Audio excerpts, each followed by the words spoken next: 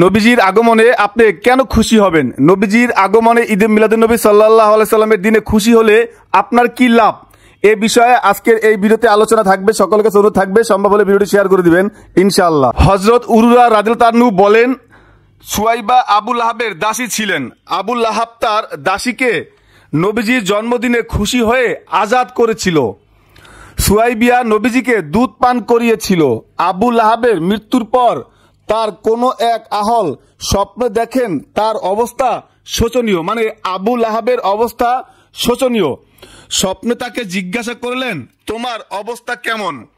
আবু লাহাব উত্তরে বলল, আপনাদের নিকট থেকে আসার পর আমি শান্তি পাইনি, শুধু আমি নবীজির জন্মদিনে খুশি হয়ে তর্জনী আঙ্গুল দ্বারা ইশারা করে সুহাইবিয়াকে মুক্ত করেছিলাম।